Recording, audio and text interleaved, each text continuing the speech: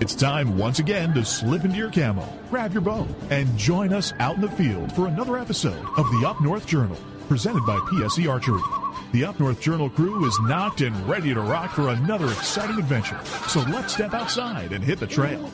This episode of the Up North Journal podcast is brought to you by PSE Archery, Carbon Express, Fourth Arrow Camera Arms, Wind Scent Hunting Sense, Killer Food Plots, Seeds, Supplements, and Attractants, Cabela's, Spot Shooters, Limb Walker Game Calls, Twisted Minds Bowstrings, Hunter's Blend Coffee, Antler Action, and Family Traditions Treestands.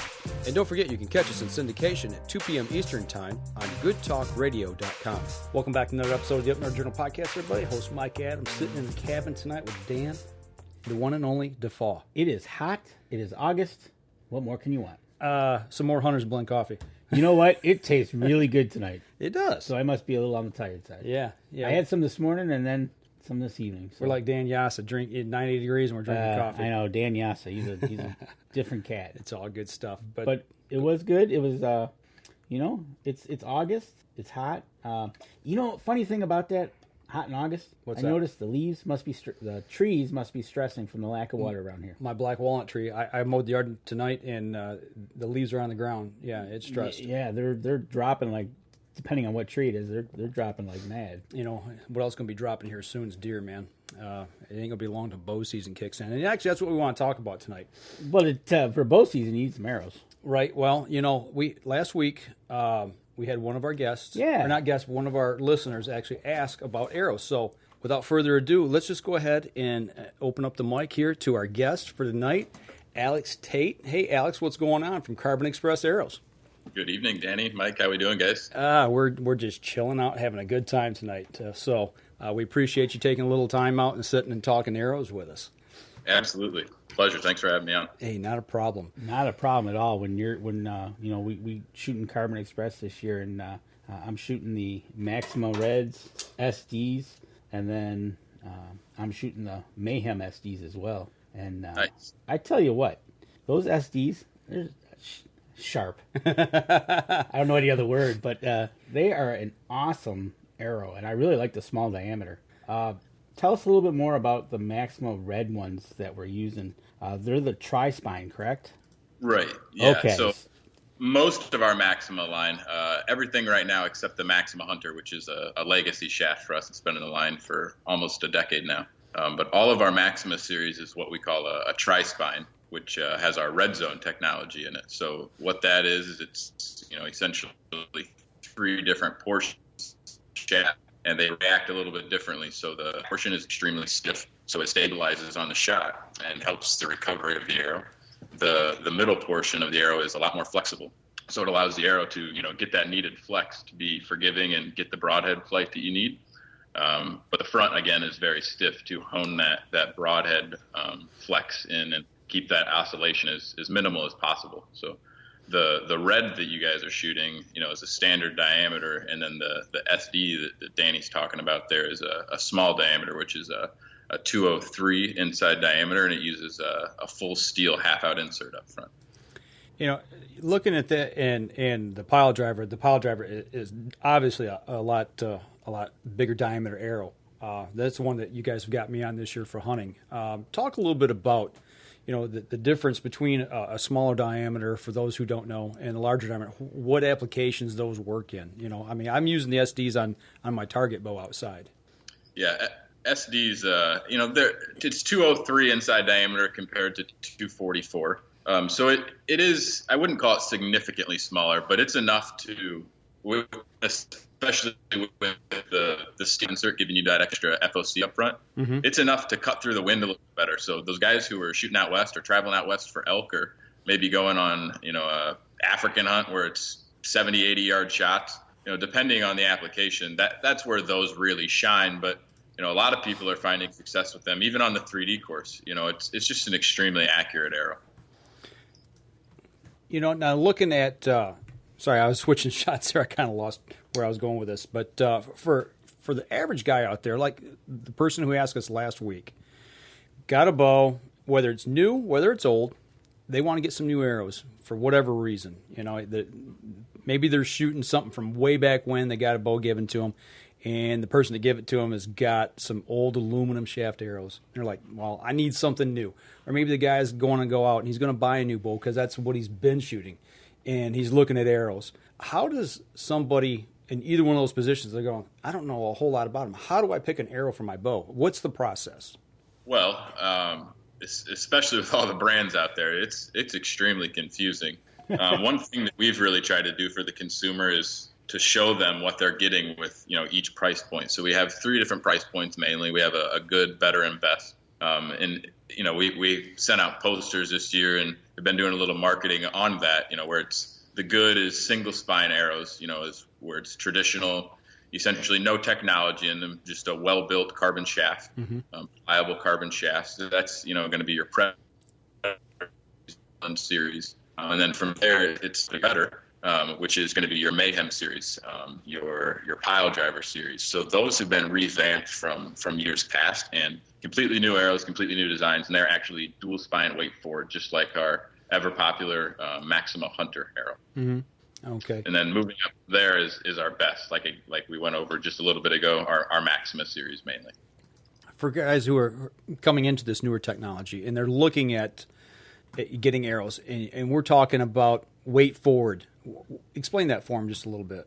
What weight forward is, especially a target archer will find this out very quickly, is you start to put a little bit extra nose weight out there, and it helps the arrow be more forgiving, and it helps it be more accurate. So building weight forward into an arrow shaft, essentially whether it be a dual spine where it's the front 2/3 is a heavier, carbon layup than the third, or whether it be a red zone where it just, as you go forward in that, it increases in weight as you go forward, grains per inch. So what that does for a hunter is it just helps with broadhead flight, and it really hones in on accuracy as well. Putting that weight forward technology into an arrow, how does that affect when you start putting a broadhead on the front and trying to steer a broadhead? Does that have any play into it as well? Yeah, absolutely. Our dual spine weight forward, there's a reason the Maxima Hunter has not gone away for almost a decade now. It's, and I have this experience from working in pro shops beforehand and selling a lot of Carbon Express arrows. There's guys out there that won't shoot anything other than a Maxima Hunter because they were just so blown away how much better of an arrow it was when you put a broadhead on the front. It came out around the time of aluminum arrows were still fairly popular. So it really changed the game, as we like to say. So that's what dual spine weight forward will do for you. If you haven't tried it, you got to get on it. I recommend it because you won't go back. And that's what I started out with when I really got serious about bow hunting is getting those Maximas, and it really did. It blew me away. You can take a broadhead off, or take a field point off after getting your bow set up. And when you start shooting broadheads, it's right there. Right. It definitely made a difference. Yeah, it's no joke. We've had a lot of pushback on, from certain people out there, certain celebrities who represent other brands, and they're saying, "Oh, it's just a lot of marketing. It's just a lot of marketing." I challenge them to try the arrows because when they do, they realize it's not just marketing. Well, as I say, the proof's in the bullseye or in the kill zone, one or the other, depending on where you're shooting at. So, that's the thing. It's funny that he mentions that about hearing from other people. But you're right. We do it often ourselves. We talk about things, but we've tried them. Right. And we've tried other things. So it's not like, hey, here you go, shoot these, and we tell you it's great. No, you got to get out and shoot them. Just like trying a bow, just like arrows. Got to try them. Well, actually, I was asked about a bow this weekend that was just unveiled, and they wanted my opinion on it. I said, honestly, I haven't put my hands on it yet or shot it, so I can't give you an honest opinion from me. And I want to do that because of that. So you got to shoot it, you got to experience it, you got to get out there and use the products to understand what they're all about. So absolutely, and that's one of the things. Anything, it's like a car. Mm-hmm. You got to drive it. You just can't walk up and say, "I want that one." You're gonna, you'll find something wrong with it, and then you'll have that in your head for the rest of your time you have it. Yeah. Well, Danny, you had some questions. You said you wanted to talk from the tip to the knock. So yeah, and what we were talking was. We're talking about arrows here, and I also like to shoot crossbow. And when it gets cold out, I'm not one to pull back the bow. But talking about crossbow, the arrows we have for the the compound bows and the Carbon Express bolts that we have. Talk about the difference as you go to a crossbow bolt for the Maximas and what other bolts that you do have. Yeah, so with a bolt, there's a little bit less going on. It's length, 2/3 of the length, and it's larger inside diameter, and just structurally, it reacts very, very stiff. So you're not going to get a lot of flex out of a bolt. So there's, we've tried doing tri-spine designs before, and not really much success as far as getting a more accurate bolt. But what has helped, pretty significantly, has been doing dual spine weight forward into the bolts. So our Maxima Hunter, our Maxima Badlands, and our Maxima Blue Streak are all dual spine weight forward bolts. All right, so you're getting the benefit of a dual spine bolt in the crossbow. Cool. Yeah, it just calms down that broadhead flight a little bit. Certain crossbows especially are extremely harsh launching that bolt out of the bow. So it just helps recovery a little bit quicker. Absolutely. And that's one of the things. You don't want to get your fingers up. You'll find out how harsh it is on a human as well as an arrow, right? Right. Is part of that too about that weight forward? I imagine it does help, like you're talking about stabilizing that, since a lot of people use a heavier broadhead out front, and so that helps to stabilize that and settle that down. Absolutely. Like I said, any target archer out there, and that's definitely my passion and why I'm in this sport per se. But any target archer out there knows as soon as you put 50 extra grains in the front, man, you think you can go pro next year, and 50 more extra grains, man, that's pretty good. It's it's a big difference. Speaking of, you just mentioned target. We're talking hunting arrows here, but we talked about crossbow bolts. Talk about the tank series that you guys have. What's up with that? Tank series is something near and dear to my heart. First of all, it's an absolute privilege to work at Carbon Express and Faradyne Outdoors. I had the opportunity to shoot Carbon Express arrows, before coming on board, and actually shot my first 300 in a tournament ever with Carbon Express arrows. This is not being on staff, no sponsorship. So it's, like I said, it's a real privilege to be able to represent a brand and a company and products that I truly believe in. I mean, I truly believe that they have an upper hand. So, like I said, first and foremost, there's that. Where are we going from that? I'm sorry. See, talk about the tank series. Tank series. Tank series was my first development in the product development side of things, moving into that position with Carbon Express. And from the start, we really wanted to focus on, like the name hints, something that's extremely durable. Carbon arrows are great because they're either broke in half or they're in one piece, and they're just as good as they were the day they came out of the bag. You never have to worry about them bending. But carbon arrows will break. So to make them stronger, we really focus not on focus on doing the middle. In archery, you guys can probably say the same thing. How many arrows have you snapped in the middle? Very few. Right. How many have you plowed an arrow down the back side of it and shot a Robin Hood or cracked the back end? Even with a knock collar sometimes, a lot more. So the tank series, that was the first thing we focused on. Both the 23D and the 27 are significantly stronger than anything else in its class. The 23D is actually 30% stronger than any competitor in its class.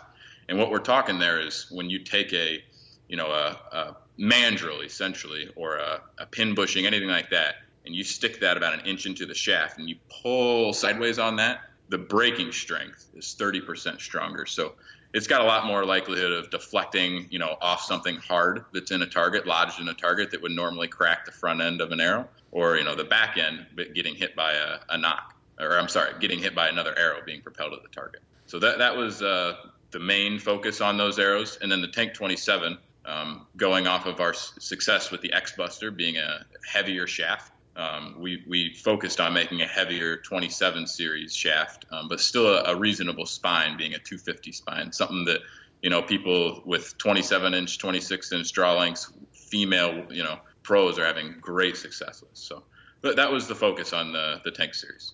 Oh, okay, cool. So another one, if you're shooting targets, and get out and try it. Absolutely. You had an experience shafting an arrow here about 2 weeks ago, didn't you? Yeah, I did, and I got the words of wisdom from Dan Yassa. That's why you use pin knocks. Thanks. Yeah, we both have, and both with the Carbon Express Maxima SDs. I tell you what, it's changed the way I shoot. I mean, it's definitely improved my game, and I love them. Can't say enough about them. So right, exactly. Well, I tell you what, we're bumping up here on our first break. Alex, when we come back, you sent us a couple pictures. You said that you're a target archer, but you also do a little hunting, I see. Let's dive into that just a little bit before we let you go, if that's all right. Sounds great. All right, folks, we're going to step outside. We're going to take our first break. When we come back, we'll continue the conversation. We'll be right back after this.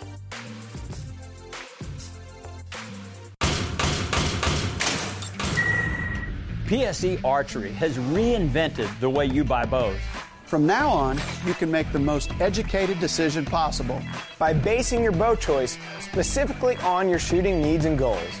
All you need to do is ask yourself, what kind of shooter am I? What do I want to achieve? PSE will help find the right category for you. So, what kind of shooter are you? Find out at psearchery.com. Killer Food Plots have been helping property owners for over 20 years create premier whitetail habitat. Whether replenishing your soil with their all-natural Organics Fusion pellets or planting a premier KFP food plot seed blend to help your deer rebuild their bodies through spring and summer while supplying the much-needed high energy during and after the rut, you can trust that Killer Food Plots family and their products will help your deer achieve their full potential.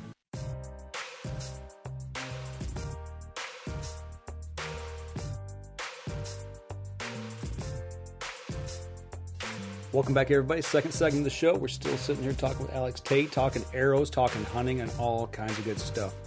Alex, you talked a little bit about the target game. You said that's where your passion's at. How did you get started into target shooting?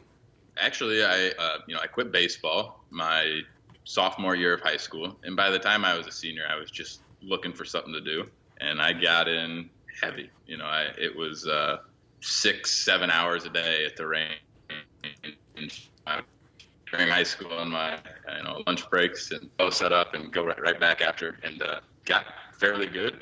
By the time I reached college, and by the time I finished college, I actually racked up 2 All-Americans, nice. Which was something that it was a lot of hard work for me. And like I said, I got started a little bit later than most kids these days do. So like I said, it was a good accomplishment for me, something that I really put a lot of effort into. Well, exactly. You put the hard work, you put the time, you basically put the blood and sweat into it and to get it, and it paid off with a couple All-Americans there. And how often do you shoot? You've been shooting regularly. I know you're working with Carbon Express. Work that kind of takes away from the fun side of it, but you getting into all the tournaments and everything that's going on? Yeah, I still compete. It's like you said, it takes a little bit of the fun away. I bought my own house about a year ago, so I've been spending a bunch of time doing that. I did build my own range here, so I have an indoor 20-yard range, I have an outdoor 100-yard range, and I think this weekend I finished up the last couple of my projects, got the deck refinished, and I've just been working kind of all year, so I hope to kind of get back into it a little bit and fling a few more arrows, but I do still shoot plenty. It takes a lot for me those guys are so good. It takes a lot to compete. Yeah, it does. I'm amazed at Dan Yassa for being on the road as much as he is. I talked to him Friday. He was on the west side of Michigan, and we've seen where he's doing, and we shot with him and how good he shot. And that guy blows me away. It just simply amazes me. When you shoot with somebody who's really good, and it makes me feel that I need to step my game up just to even think about shooting tournaments. You know what I'm saying? It just blows me away at how good some of these guys are and just constantly shooting X after X after X. And if we put Dan and Alex and we go shoot against them, I think we're going to be in really serious trouble. I know we are. No doubt about it. So 6 to 7 hours, though. I mean, you were putting that much time in on the range when you were in college. Yeah. When I was in college, it was a little less, but when I was in high school. Okay. All that summer, all that entire year. I started about the junior year summer, so I had a whole year lots of hours. And then in college, I was probably at 3-4 hours a day. Where'd you go to school? Purdue. I actually grew up in Indiana, so stayed in state and high school. How in the world did you wind up in Michigan? I actually was getting coached by Jim Morrow that owns MJC Archery my senior year in college. Okay, nice. So just had that connection and actually moved up here to work in the shops for him. Okay. Now, you also sent us another picture, so I know you hunt because you got a dead animal in front of you with a bow. So you've done some hunting. Do you do anything besides turkey hunting, or did you do any deer hunting, or is turkey just about it? I love turkey hunting. Man, that's a good time. But I'll go freeze my butt off in a stand a couple times a year. I got to get that bow set up probably later this week. The black one behind you there? Yeah, right. I got you. That prime up there. Okay, gotcha. But that bird's nice. But I got to ask you a question. Okay, so you took this bird with a bow. Why is it missing like a third of its tail feathers? Ooh, that hunt's a story that it'd take a little bit to tell. But long story short, we hunted for 3 days hard on my buddy's farm up in Wisconsin, and it was late season. Everyone knows how turkeys are late season. They're smart about 2 days in, so give them a month. God, they're Albert Einstein out there. So, we finally got on 2 and came in from behind, no blind, no nothing. I'm laying on the ground. That shot was made at 40 yards. The bird absolutely running straight away up a hill, and just got enough of it. You took a running shot at a bird running away from you, no less, in an open. Was it in the open cornfield? It was in an open cornfield, at least. But I wouldn't advise it. It was more of one of those shots where you sit around all weekend and you get that last day and you say, even if it's marginal. Even if it's marginal. It's now or never, exactly. Baby. It goes to show you, but obviously with his practice and everything, he made the calculated shot and made just enough of a correct hit. Dude, I just picture you running through a cornfield after this bird, okay? I'm sorry. It was something. It was one you'll never forget with, like I said, a buddy that's one of the best out there. So it's what hunting is all about. Was this bird just an old warrior do you think this bird had been shot at and blew some of the feathers off of it, or did he lose something on? That was my broadhead going through there. Oh, okay. Wow. It's like half strut running up a hill. Nice. What do you tell everybody with a gun? Don't shoot him direct on. No, he shoots one with an arrow. And right. No, that's awesome. Have you had the opportunity to take a deer with a bow yet? I have when I was younger, yeah. Okay. Yep, before I started shooting competitively. Okay. Well, what's on the horizon for you for the upcoming year? I mean, are you going to try to get back out in the woods a little bit, or are you pretty well stacked up with work? I know you guys are busy. ATA coming up. Yeah, see, the issue is ATA is in January, and we like to launch products fourth quarter, try to bring you guys some new goodies every year. Mm-hmm. So it's just a busy time of year. And a little guy like me, I don't like sitting in a deer stand after like October. Oh man, it's cold. Why do you think I switched to a crossbow when I'm up in November? Yeah, it's like month of October exactly. It's getting cold. It's man, it's one of those things. But speaking of the fourth quarter, without giving away the farm here, should we be looking to Carbon Express for something new and exciting come the new year? Absolutely, always. Nice. Well, we just have to keep your eyes peeled. No, the short is good. We just want to know something new's coming out, so we can start keep in touch with you and start to tease the people come the fourth quarter. Yeah, absolutely. And before we go, we don't want to say a whole lot about this, but Dan and I have been talking a little bit about getting tree stands ready and things like that. Yep. You guys sell safety products, correct? We do. Yeah, gorilla trees or gorilla harnesses and safety lines. Yep. Okay. Yeah, so you can never forget about that. Getting into a tree stand, getting your tree stand set up and everything, making sure you get out there and do things properly. Yep. So don't forget those products. So I tell you what. And before we let them go, where can people go check out all this great stuff from Carbon Express? CarbonExpressArrows.com. Carbon Express Arrows. Don't forget arrows.com. Absolutely. All right. It's just another great company that's he happens to be right here, local to us. Right up the road. So I know that they've moved a little bit of the operations around, but you're still here in Michigan, which it makes it really convenient for us to be able to talk to you and hopefully see you out there on the target range or maybe in the woods, not late season, but maybe early season we can get you out, before it gets too cold. Yeah, when everyone else is sweating, I'll be just about right, so that'll be good. There you go. So, all right, well, that's literally the fat and the skinny from the tank down to the SDs on arrows. So you guys make sure you get out. Are you guys going to be at any of the local shows coming up here anytime soon where somebody can check product? We will be at Woods and Water, and we will have all of the Faradyne products there. So we'll have Rage, Muzzy, Whack-'em, True Fire, list goes on and on. So come and check us out. Say hello, please. You'll definitely have all the Faradyne products, so that's cool to know. Absolutely, and I do believe that is the second weekend in September, sorry. Yes. Okay. I think you're right. 7th, 8th, 9th, something around that. That sounds about right. It's always the second weekend of September. You know what? And that show hits it perfectly because everybody's just gearing up. And if the weather's right, you get that coolness in the air. Yeah. You get my trigger finger starts twitching just a little bit. You know what I'm saying? So people get on out there, check out Faradyne, Carbon Express, and company out there, and I know one thing. I hope to make it out there. Hopefully, I'll see Alex out there. I am definitely staying out of the puppy tent. It cost me last year, and it's not happening this year. Well, we'll see about that. No. All right. Hey, Alex, we appreciate you taking a little bit of time out of your busy weekend for us to sit down and talk arrows with us. Anytime you got anything new, you got some new product coming out, let us know, and we'll get you back on. Sounds great, guys. Thanks for having me on. Everyone, take care. All right. You take care, too. We'll see you.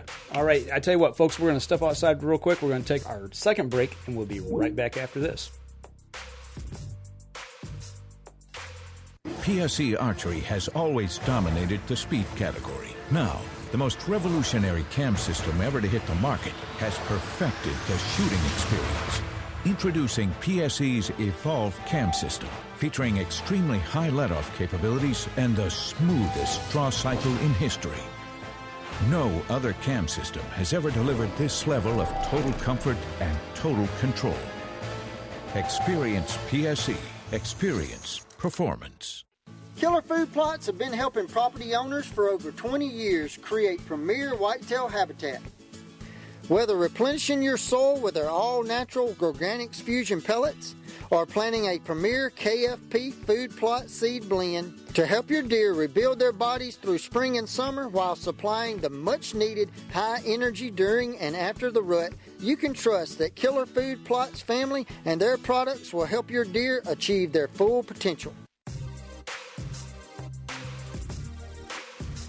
Welcome back. Third segment of the show, everybody. Before we get going tonight, we had Alex on. You okay? You all plugged in? You good? Yeah. You sure? Must be. Oh, I know what it is. Hold on. Now talk. Okay, you ready? There we go. I can't take him anywhere. I tell you what, he gets so confused. You're not on my. You had to get my right ear to be. You're on your right side. My right side. Where you? All right. Okay. Are you good? I'm good. Okay. He's good. He's set. Well, I tell you, before we go any further tonight, Dan, you don't know anything about this, but we did talk about this last week, and I got a little picture up here. We talked with Pat Durkin last week. Yes, we did. And he mentioned the cover of Deer and Deer Hunting magazine that you graced the cover of. I did. Back a couple moons ago. A lot of moons ago. So there's the cover of it, and there's a young Danny DeFauw right there in that nice plaid shirt. I was set up. That's all I know. You know, that was the first. Let me explain the whole. You don't have the other picture, do you? No, okay. I don't. No, I don't. Unfortunately. Okay. Well, you do. It's in there, but good thing you didn't copy it. But anyways, that's the first time I learned really of the whole quote production that goes into an event when you get a deer. Right. I mean, from I shot one. Mm-hmm. Yeah. All right. Okay. No. Can't get it yet. No, hold on. Everybody gather, get your equipment, cameras, blah, blah, blah. And how I used to do it, and you can see, is I changed out of my camo because we're going to go get a deer. It's going to be, right. It turned into like some photo event for the next 5 hours. Right. Which was fun. Yeah.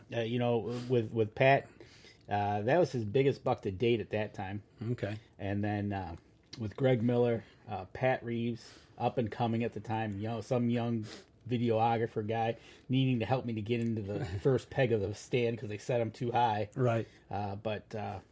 And it was just Tom Enderbo is where we hunted over there in Buffalo County. It was fun. Well, I wanted to show you that. We talked about that last week, but this week we've got something even more special. Danny knows nothing about this. Do you remember where that picture was taken, Dan? Do you have any idea?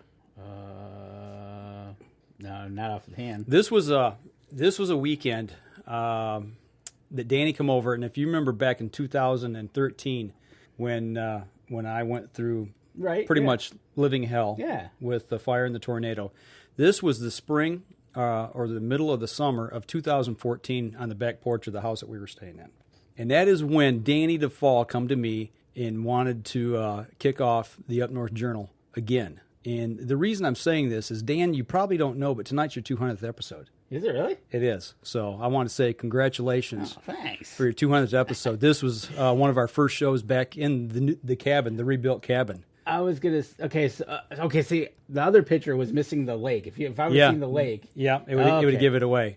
But we started back there. I couldn't do what I do without having you here, man. And we took our show on the road to Cabela's. And it's been a whirlwind, It has. Christmas with Danny.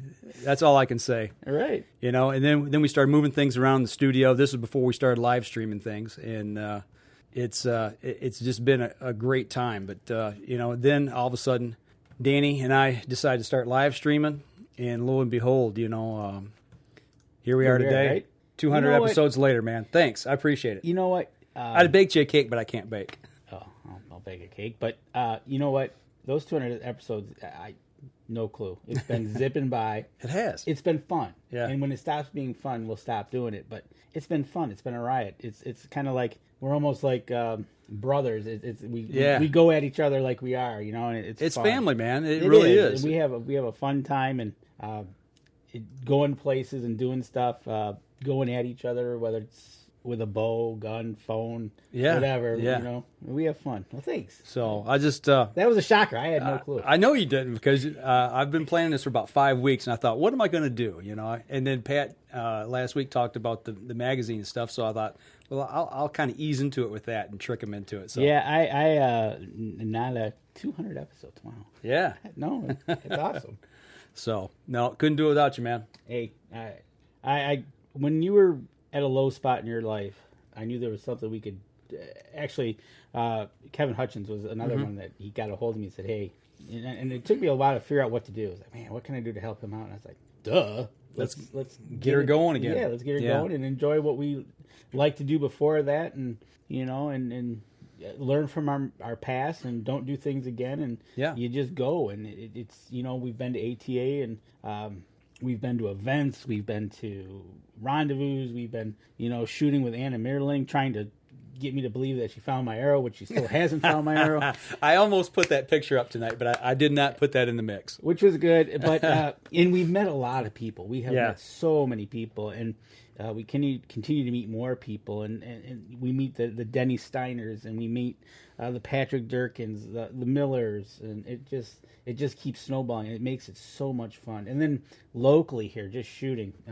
We meet so many people, but it's incredible, man. It's a fun ride. It is, and that's why we sit here and we do this and bring this to you, and we keep trying to enhance it every single week and up our game and bring you something new, and go to like you said, go to the shows and meet people and bring information because. Folks, by no stretch of we are not experts in this stuff. We're learning. I'm constantly learning as every time I go to something. So but and that's it. So as long as we have fun, we're going to continue to do it, man. Right on. So congrats. Thanks. All right, fist bump. 200 more. All right. Let's get to that 500 mark and keep going. There you go. Well, there's where I was at this weekend. I was at the 2018 Deer Rendezvous. Okay, got a plethora of pictures here. If you want to plow through some stuff and ask questions, let me get comfortable here. Cause fire I've got away. Plenty of questions. First off, I got to say thank you to Anna Mitterling, who this is her last official event with MUCC as the Deer Cooperative Liaison, and she's handed the reins off and worked in conjunction with Morgan Warda on this event. Okay. And Josh Hilliard and Eric Schnell from QDMA also had a big hand in this as well. Can't say enough to everybody who participated in this event, from all the co-op leaders, all the QDMA branch leaders, and everybody else involved. It was a fabulous weekend. I can't say enough. I learned so much. It was incredible. Was it warm? It got warm about Friday at around noon until about yesterday at 4 o'clock when I left. Right? Yeah. Exactly. I knew it was going to be a warm one for you. You were on the west side of the state. Yeah, near Grand Rapids. So let's start off with about how many people attended this event? 30-ish, Okay. I'm thinking. There was people there Friday who didn't make it Saturday. There was people there Saturday who didn't make it Friday. So it was about, I'm going to say probably roughly 30. You know what? Tell you the truth, that sounds like a good classroom size that everybody got a good amount of attention and detail what they needed. You know, when you have like hundreds, Right. you get lost Yeah. in the mix. Yep. So that was kind of cool. Yeah. Good deal. So here you are sitting in the classroom. Yeah, yep. Started up in the front, and then we broke up into small groups. We did a lot of small group activities, and then we took them out into the field to do some work about what we actually learned.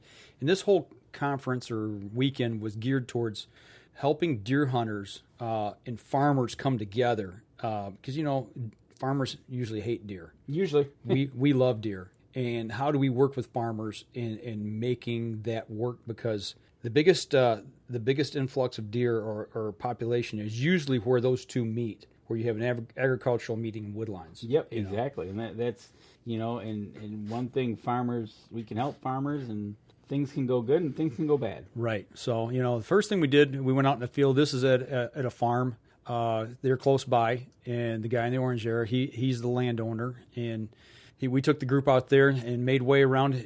He leased out part of his acreage to a farmer as well, and he deer hunts the property as well. Okay. So we took off out in the field.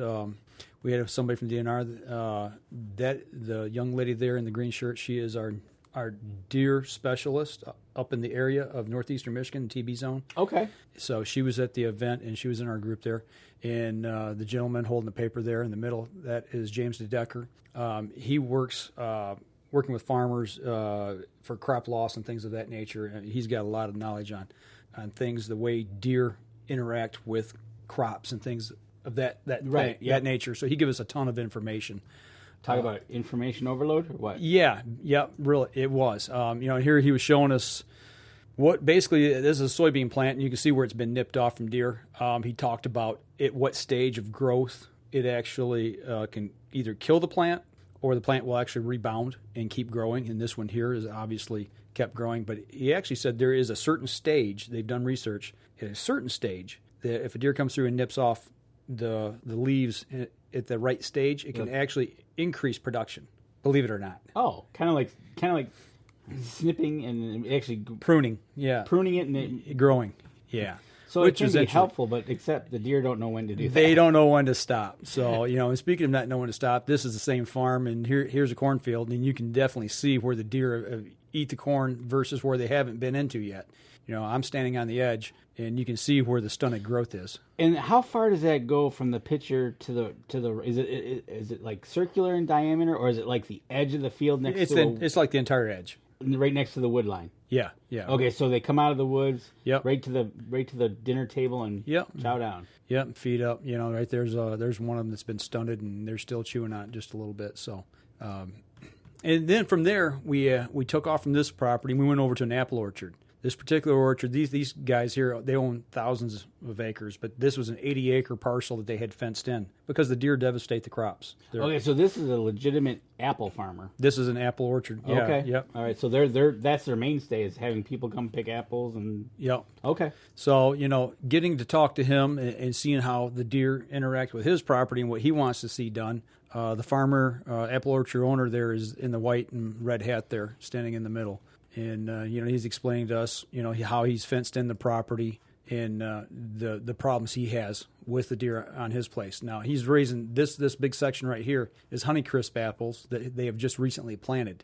He's got the tubes for ground mice and whatnot to eat the bark. Yep, and like I said, this whole entire farm in this section here, 80 acres, is fenced in. You don't even want to know what it costs to fence it in. But looking at what deer do to apple trees, you can see here there's 4 trees in this photo. The 2 on the right, they were nipped off at the top early on, and the 2 on the left weren't, and you can see the difference in the growth. Albeit they all lived, but the 2 on the left are going to be mature faster than the 2 on the right. Yep, exactly. And then, you also got the issues of them nipping the buds off if this wasn't fenced in. I mean, they expect to get their return back, I think he said, on the fencing in 2 to 3 years, if I remember right. I may have that wrong, but that number seems to stick in my head. Best I can remember. It's and they got those really close together. Yeah, they do. That's interesting. I didn't. Are they gonna?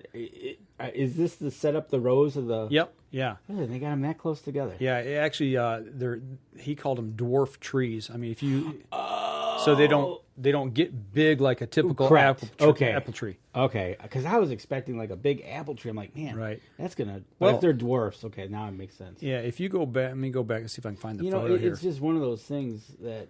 Right here, these are mature trees. Okay, those are dwarf.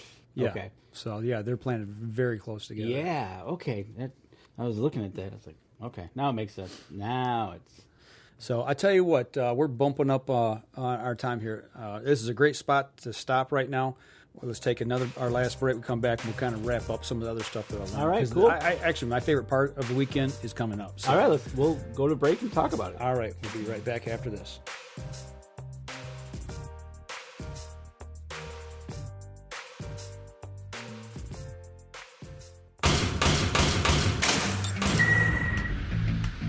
Acceleration is part of PSE's DNA. PSE pioneered the speed movement. Now they've developed the vapor category to help you find the most powerful bows on the market to fit you. High speed equates to intense power and building the momentum you need to be successful. Are you a vapor shooter? Find out at psearchery.com. Killer Food Plots have been helping property owners for over 20 years create premier whitetail habitat. Whether replenishing your soil with their all-natural Organics Fusion pellets or planting a premier KFP food plot seed blend to help your deer rebuild their bodies through spring and summer while supplying the much-needed high energy during and after the rut, you can trust that Killer Food Plots family and their products will help your deer achieve their full potential. Welcome back, everybody. Last segment of the show. We'll run this one until we can't talk anymore. Right. But getting back to the Deer Rendezvous and what we did over there. After we visited those 2 farms, we came back over to the facility where we were at, picked all of our gear up, had dinner that evening over at an individual's house that has a deer. It was his home and his deer hunting property. Okay. And that's where all of day two's events took place, all of our schooling. Oh, okay. At his place. For a guy, think about this. For a guy to bring in 30 people he doesn't know, invite them to his house. And give you food, set up his garage with chairs, set up his basement with chairs, to do all these activities, and then to take you onto his property, his deer hunting property, and show you everything he did and does. Well, but there was a reason, though. It was part of the schooling and things we were learning, but that says a lot for. You know what? That is taking on a lot to have those 30 people come to my house, give them a meal, just out of the blue, right? Well, but we tend as deer hunters, and I don't mean to paint us in a bad light, but there's so many times that we hang on to things. Okay, I was just about to say. We hang on to information. We hang on to... Why am I taking you onto my property and showing you what I do? Right. Why do I want to do that? Why do I want to share information with you? Right. But when you're starting and running a co-op... It's what you do. It's what you do. That's what we're doing at our camp. Yep. We're, showing pictures to our neighbor. We're showing pictures of the deer we're seeing. We're talking about problems we're having on our property, the oak wilt. Right, the talk oak about wilt and sharing the spruce budworm, showing people how we're logging the property. We logged section A differently than we did section B. Here's the results, and here's the results. We change things a little bit, and this is why. Yep, exactly. So, and with social media being the way it is, it makes this all so much like you can make a Facebook page or email something. And instead of writing a letter saying, hey, here's and you can do it so much quicker now that your feedback coming of what you're doing with the neighbors and then this gentleman here having you guys come out and then say, here's my property. Yep. I don't want to give too much away for the area of where it's at and all that, but this co-op... It's in Michigan. Yeah, it's in Michigan. Well, it's Western Michigan, but the co-op that they run over there, so there was some guys from their co-op there, and they're all working together. That's the key. That is the most important when you do a co-op, is working together. They're not all doing the same thing, but they're all working together. They're all working together, and it's you don't get into, well, I'm not going to show you what I do to shoot my deer. Right. Well, he did, and here we are. This is the group going down his property. That's a little 2-track access road. He's got corn, much like the first farm that we were at earlier that day. He has a farmer plants part corn on the property, and then the rest of it he hunts. So and speaking of all the discussion that you had there, Charles is asking, was there any discussion about the different deer diseases affecting the agriculture? In what way, Charles? Like how the TB or CWD affects agriculture? If you could type a little more with that, I'll be glad to answer that. But this property really reminded me a lot of when I went to Colorado hunting with Clint Turner over his place because... Illinois. Yeah. What did I say? Colorado. I meant, Illinois. Jeez. I lose my mind. But yeah, Illinois. Ravine. A lot, like deep ravines. Creek bottom. This is like creek bottom property up into flats. So you had the flats of the farmland, and then those wood lines I'm seeing are like either a ravine or a creek. It's about a 60-foot drop. Yeah, really? It's steep drop. Yeah, real steep drop. So, that's the thing that I immediately thought of when we got there. And there's the landowner right there in the orange. And now we're looking into part of a food plot. If you look over behind, I believe that was sorghum that was planted there. You see just a touch of dirt back there. That was a bean field, and I do say was. And this picture here shows it pretty well. Oh, well, the cage is what should be what you guys are standing in to the right. Yeah. I take it. Yeah. It looks like you've got a little bit of browsing going on. Yeah, so this would be the point where the deer have nipped it off at the wrong time. Yeah, right. Yeah, or nipped it off too much. Right, exactly. Right, exactly. Going back to what we'd learned at the other place. Right. And that's what we talked about out there. I mean, we go to each of these little stations or places on the property, and we'd talk about things that, we had already learned, and this was one of the things. And this is an inclusion or exclusion cage here. If you guys are not putting these up on your food plots, I'm telling you, you are missing the boat, because this tells you if you're successful or not. Because if you walk out to a field like what they're standing in there and you see dirt, you go, what happened to my food? Why didn't it grow? What did I do wrong? Well, I had the same issue at mine. Because you walked out there and says nothing's growing. Yeah. But if it wasn't for these a cage or two that you had out there to see actual growth, you'd be like, exactly, did I have a drought? Did I kill it? What did I do wrong? Right. No, you did everything right, because in that cage, it's 2.5 feet tall. Right. So that right there tells you if your efforts are really working or not. And this gentleman also was really big into planting trees. There's the corn row again. This is further down from the last picture, but you can see he's got 3 rows of trees there. Now, what I don't see is they are not fenced off. He's working on those. Those are not all completely done. He was working that weekend up until we got there, pretty much. So, wow, he's got a bunch of trees there. Are those fruit trees or? Yes. Well, yeah. And actually, interesting. You asked that, and you're like, okay, so what has he got? This is how he takes care of his trees, as far as knowing what he's got. He's got, you can see the 2018 spring tree planting, and he's got rows of trees, upland and lowland. So he knows where each of these plots are, 1, 2, 3, 4, 5, 6 different spots. Oh, okay. I see what you're saying. Okay. I see what he's doing. And to look at this up close, he's got them all in the rows there, but he knows exactly what he's planted. He's planted from crab apples to pears to dogwoods. Yeah, all kinds of stuff. Jeez. So hazelnut. Wow. To further the point, Charles, are the farmers concerned about the deer affecting the crops or diseases spreading from, say, trees moving from one farmer to another? I wonder if he's afraid if he's thinking the deer are carrying the disease. I wonder if that's what he's thinking. Okay, I'm still kind of what disease, like a disease, a farm disease?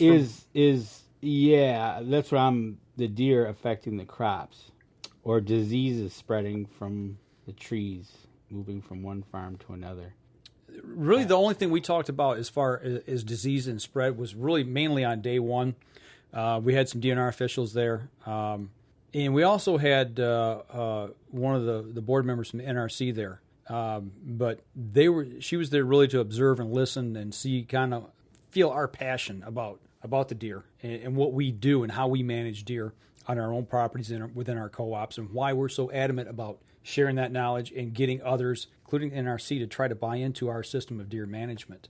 But really, the CWD issue was presented to us in being that it was a classroom setting and they were there presenting their side, was more of an update to us as to what they're going to propose next week when they... Or no, this month, actually. Yeah, when they start making this final decision. So, they got one more public coming up this week. Yep. Then they make their recommendations. Yep, then they vote on it, and then that sets it for 3 years. Right. It's a 3-year, every 3 years they revisit this. Right, and Tony Smith says his soil has a PB deficiency.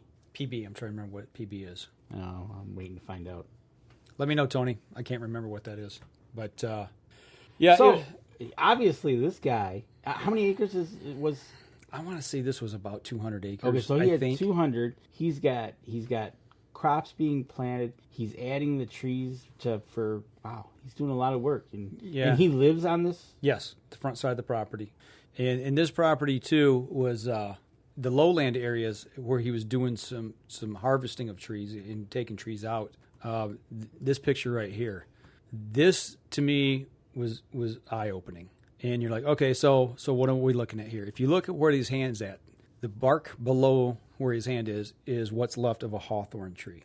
And he cut that hawthorn tree off, and he grafted an apple tree stem to the top of it. And you can see the green leaves. And it's now growing. It's growing. The apple tree is now using the hawthorn trunk. Yep, to grow. To start growing. Yeah, and this is an experiment, but he got this idea from the apple guys. So, and along with that, let me get back down here to the photos. Tony said PB equals lead. Lead. Oh, that's right. Yeah, lead deficiency. Yeah, he's covered up. Yeah, well, you could tell by all the browse. Well, if you can take it down to the dirt where there's not even the grasses growing or anything like that.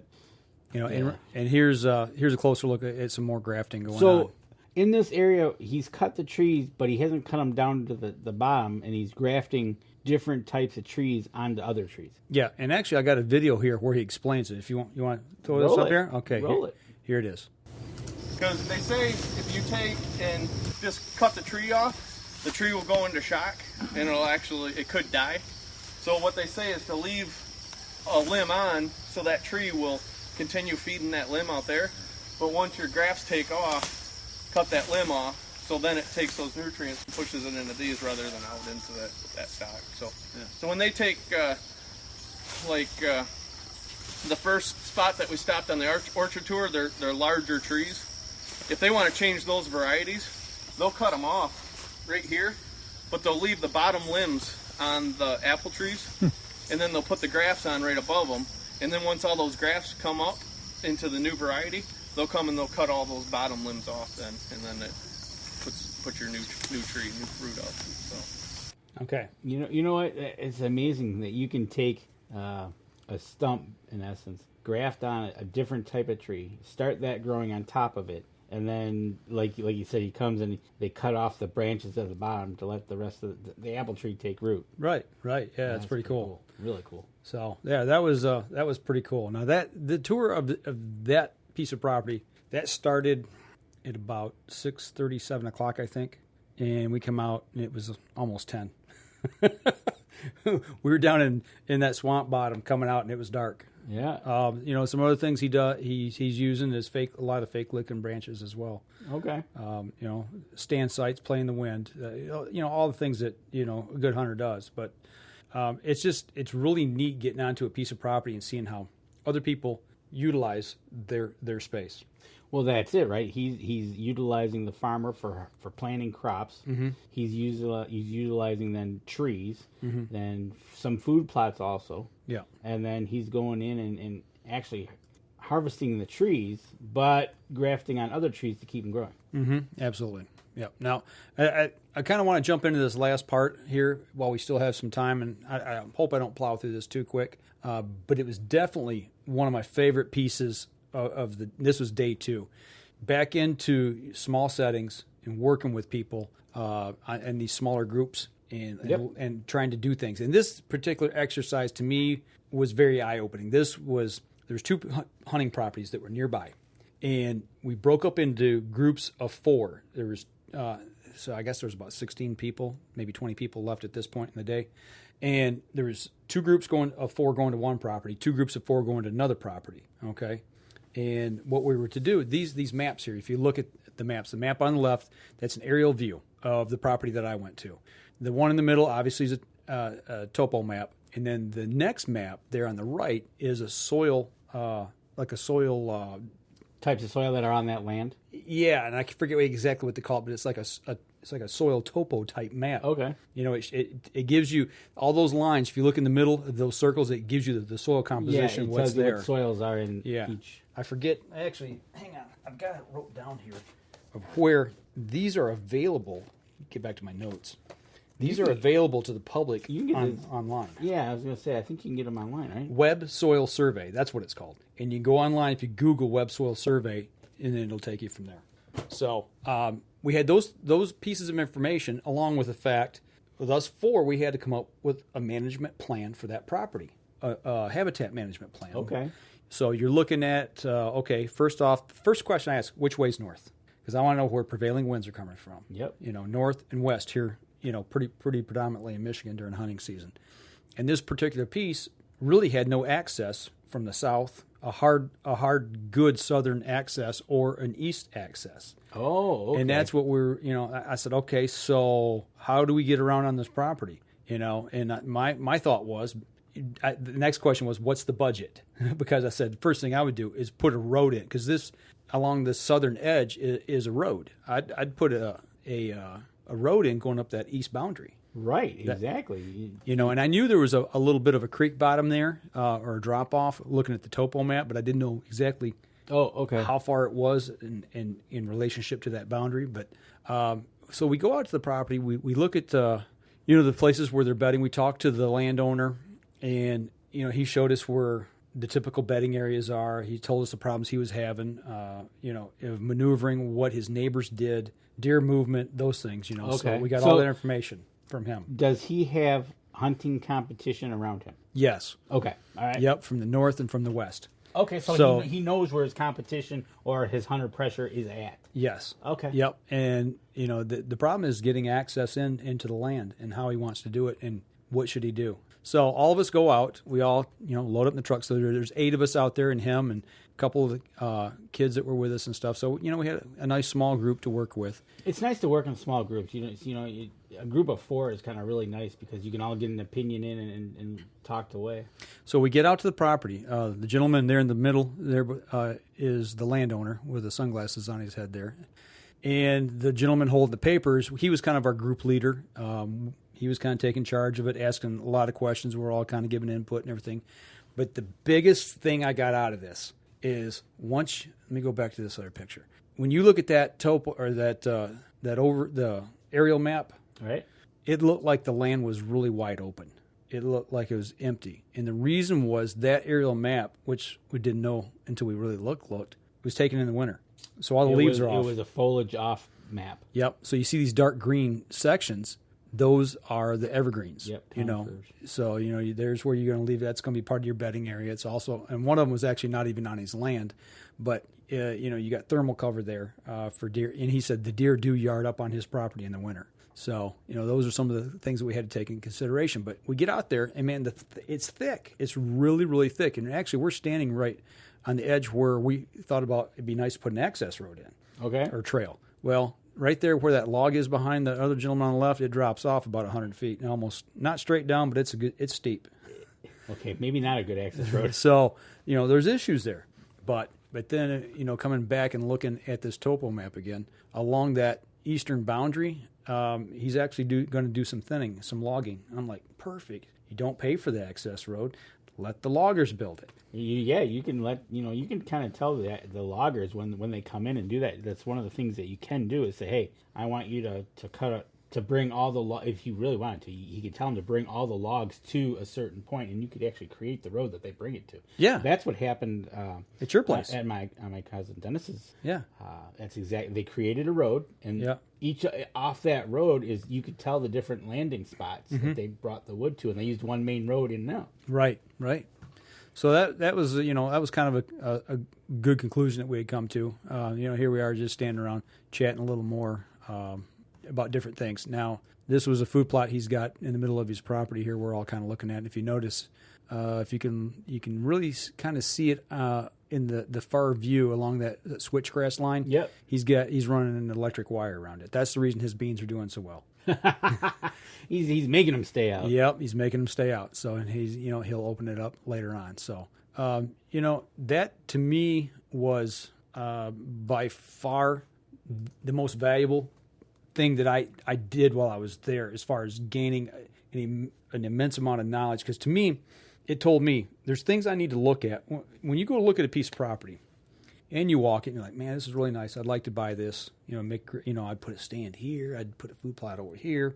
Might thin these trees out over here a little bit. Get some early successional growth going over here.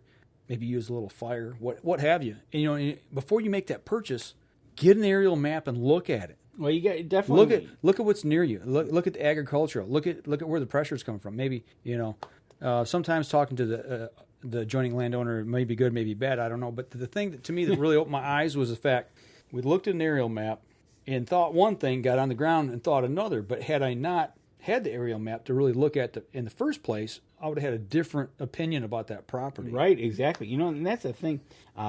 In the aerial photos can sometimes be years old that you get offline and whatnot. And so, you're kind of fighting that if it's a winter time. Definitely I can understand that, because there's some, I could show you an aerial photo of when we bought the property up in Crystal Falls and look at it today and go, okay, that's not even close, right? Right. Well, and there's something else, history use photos or history use maps.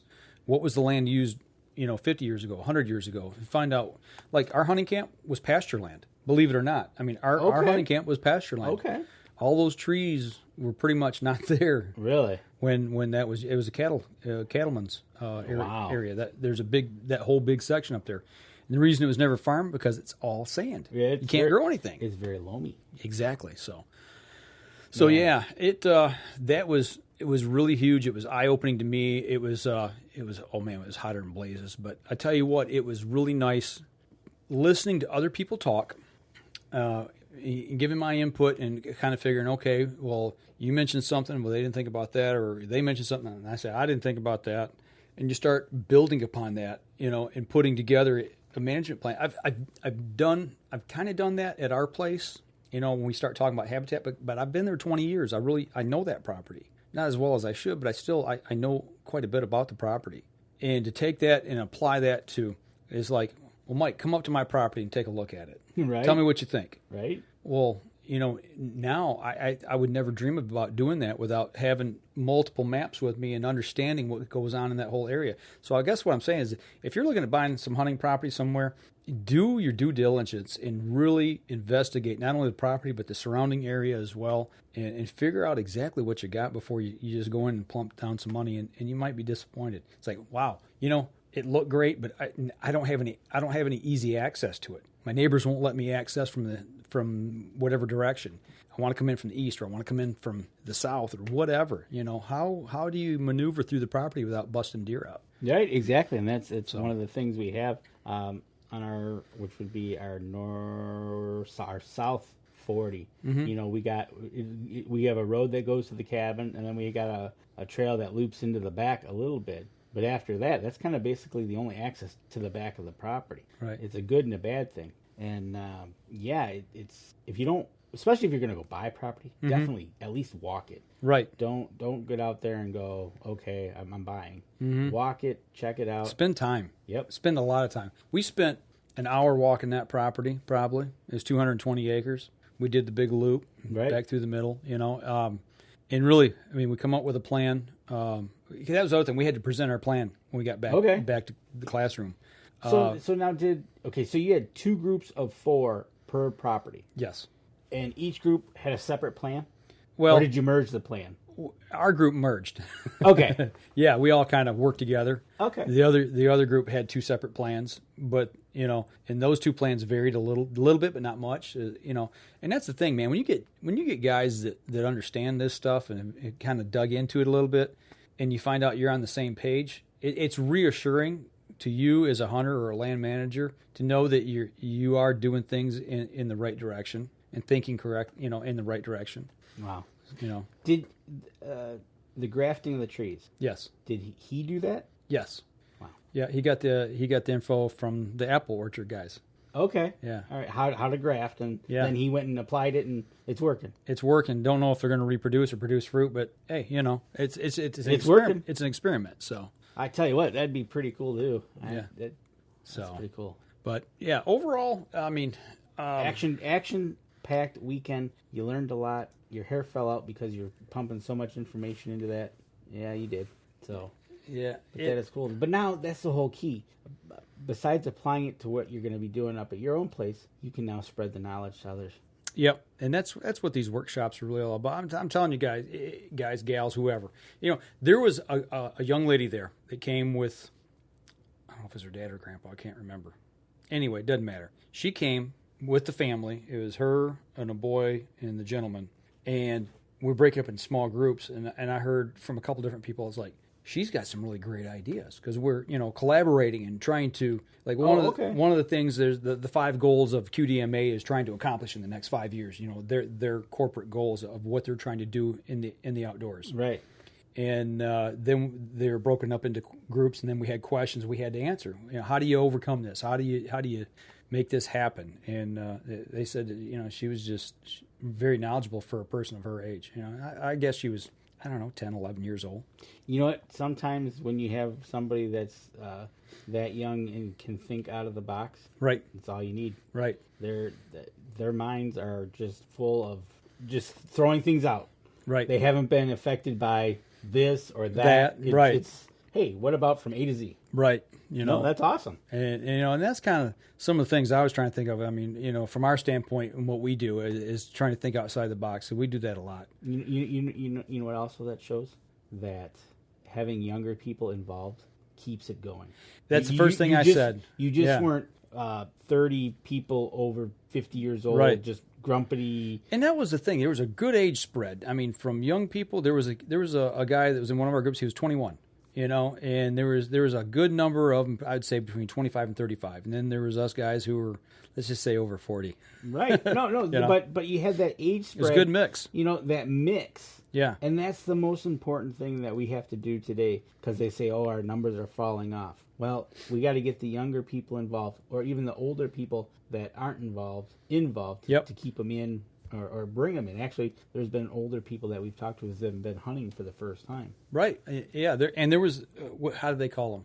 There was a term that one guy used for coming into hunting as an adult, and I forget. I wish I'd remembered it. It was funny, but yeah, there was some of those there. Matter of fact, if I'm not mistaken, Eric Schnell, our QDMA state of Michigan president, came into hunting as an adult. Okay. All right. So there you go.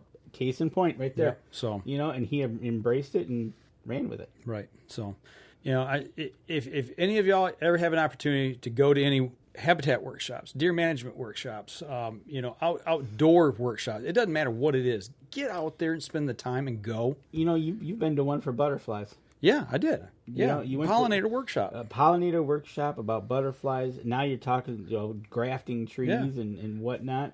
Well, talking about the pollinator workshop, that one where he did the grafting, he planted some persimmons. He said really didn't know if they were going to take off or not, but he only had one. He had some more to plant, and the reason he had more to plant is because there's male and females of those trees, and they have to have them to pollinate. Oh, okay. So we talked about pollination, right?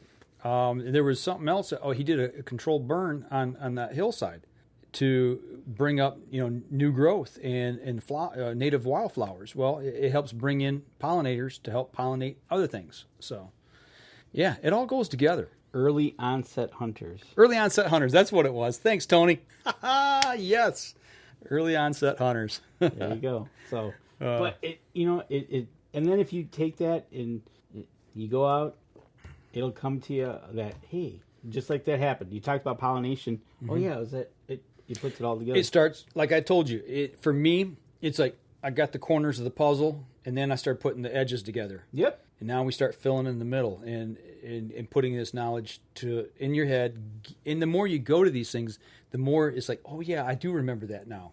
Things come up, and you start putting these things together, and then you start applying them in the field. Right, exactly. So and you take what you learned, apply it, or pass it on. Yeah, yep. So I can't say enough for if it's a QDMA workshop or if it's MUCC workshop or your local soil conservation district is putting on a workshop. I mean, that's something I don't know a lot about is soil composition and things like that. And that's kind of something I'm going to probably start looking a little more into as far as getting that end of the spectrum and learning about that, because you talk about how things decompose and go into the soil, Yep. if it's loamy or if it's not, and what do you need to make that happen, and how do fertilizers affect that, and it's just there's a lot to it. Yeah, there is.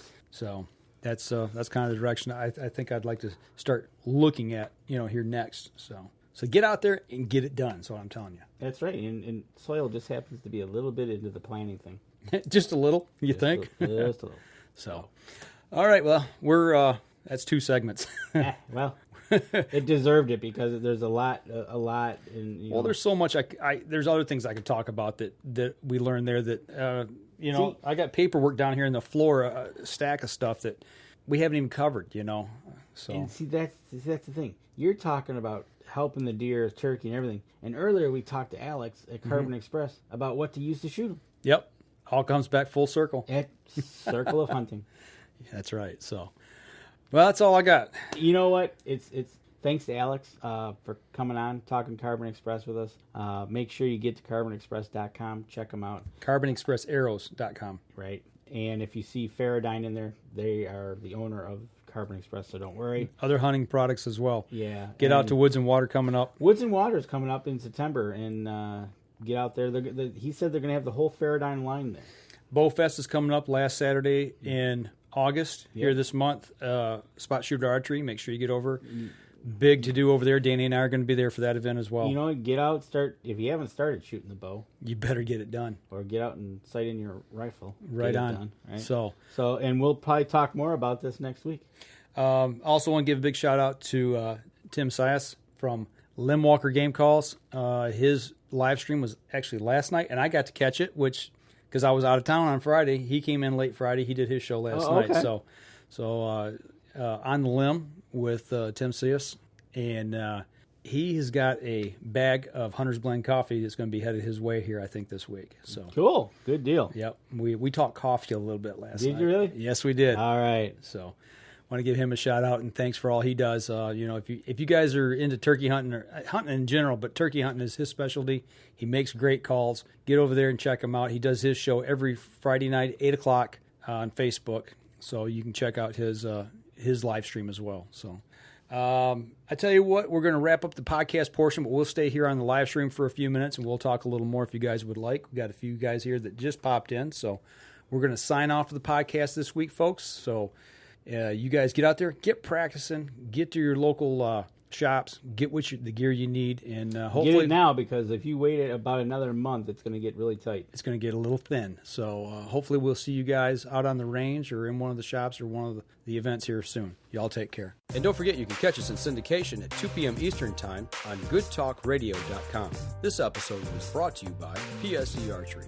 Carbon Express, Fourth Arrow camera arms, Wind Scent Hunting Scents, Killer Food Plots, seeds, supplements, and attractants, Cabela's, Spot Shooters, Limb Walker Game Calls, Twisted Minds Bowstrings, Hunter's Blend Coffee, Antler Action, and Family Traditions Treestands. Thanks for listening, and join us again here next week. Until then, remember, as we always like to say, if you're out on the water or in the woods, shoot straight and be safe. Until next week on the Up North Journal.